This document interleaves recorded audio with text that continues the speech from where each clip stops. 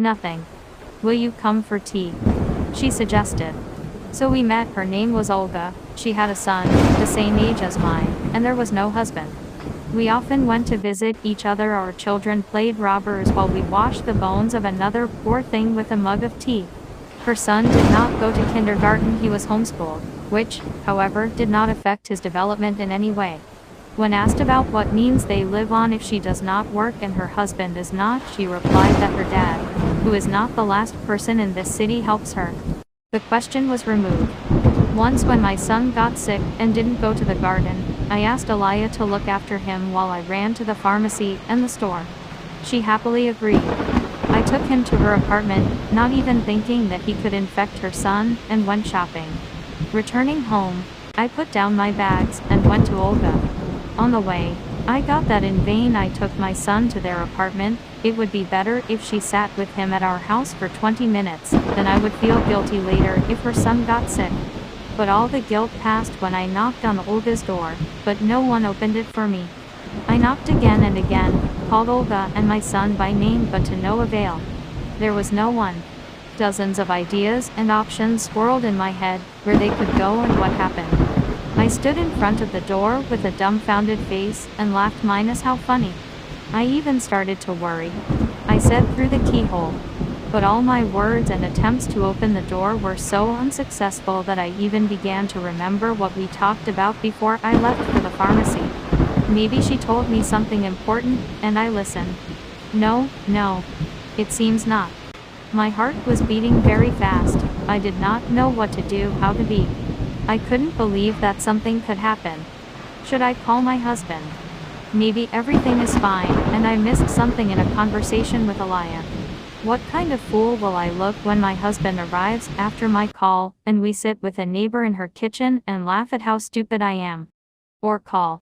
Or, I'll call. But first I will knock on the door to the old woman, forgetting all the insults and pride. Maybe that hag heard something. At first no one opened, then I began to knock harder and ask for help. When I no longer hoped that the witch would open it for me, the lock clicked and the door opened. On a chain. I told you to get out of here. Her voice was no longer embittered. Excuse me, my son. Have you seen Alaya, your neighbor? My son is with her. I went to the pharmacy. I tried to quickly explain everything to the old woman, but the words were confused. I felt that I would cry now. Poor girl. Silly, the words of the old woman did not sound like an accusation, rather like a sentence. She knew something. The door slammed shut and tears welled up in my eyes. But the door immediately opened, and I realized that the old woman had simply removed the chain. Come on, she said. Why? I asked, but there was no answer. Now I could see the whole old woman. She was an ordinary old woman of about 80, no different from other old people. I followed her into her apartment. Shut the door, shouted the old woman, who had already stepped into the room with 1 foot. I slammed it shut and saw that a huge cross crucifix was drawn in chalk on the inside of the door, and the upper edge of the door frame was pierced with needles and pins. Did you slam it? Come on then. The voice was already coming from the room. I followed the voice. It was a 1-room apartment, I think, the same as my opposite neighbor's. Everything in the old woman's room was tidy and strictly in its place. She seemed to be one of those stiff old women who, by God, remained only in England. Turning my gaze to the wall, which, logically, should border on Olga's apartment, I saw that she was covered in crucifixes. Drawn in chalk, large, small, bronze, gilded, there were hundreds of them here. In the red corner stood a kid from which the Mother of God could be seen. The old woman must be very pious, I thought. Why did you call me here? Do you know where my son is? A little angry, I said. I'm afraid, child, I know.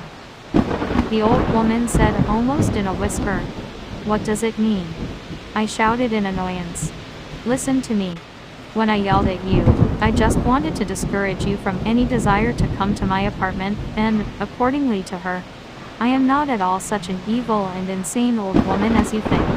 It's just that if I told you that I have devil spawn living in my neighborhood, God forgive me, you wouldn't believe me. You young people have stopped believing in old people altogether, considering them crazy, outdated mummies. No, what are you talking about? I said, as if justifying myself, but the old woman interrupted me. Every night I hear her moaning there, behind this wall. The old woman pointed to the wall strewn with crucifixes. What are you carrying? Where is my son? I screamed harder, thinking it was a bad dream. The same Olga that you saw lived here 2 years ago, the grandmother continued, ignoring my cries. What does lived mean? I asked in surprise. And that means it. She herself saw how her body, and the body of her son Antishka were carried along this very corridor. 2 years ago. But what? I sat down on the chair, feeling my legs buckle. Minus her husband left Olga. She grieved greatly, could not survive the breakup. I stayed with my son alone in this apartment. She did not work, her father not a poor man, helped with money, supported in every possible way. Everything would be fine, only she couldn't see her son, he reminded her of his damned father very much. She began to look for the truth in wine and sometimes got so drunk that she even forgot to pick up her son from kindergarten. Fortunately, her father solved this issue. When she could not get to the kindergarten, he sent a working car for his grandson and told them to take him home. Then, of course, he quarreled with her, saying that he would put her in a hospital, take the child to live with her. But it didn't come to that. In general, one day she got drunk again, and strangled Antishka. And then at night she hanged herself. The bodies were found a couple of days later. They started calling from the kindergarten, why Antishka didn't go for the second day. No one answered. Contacted her father, he found the bodies when he arrived here. He buried them, and he himself died a month later. His heart stopped. I could not forgive myself for not taking my grandson to live with me in time. So they all lie together. I sat on the chair, as if rooted to the spot, not believing in the reality of her words. She continued to speak. So, Olga stayed in the apartment like that. She walks in the mirrors. She will not find peace. Moans at night, and scratches the wall. Nobody bought the apartment. The smell, they say, is terrible. You can't get it out with anything.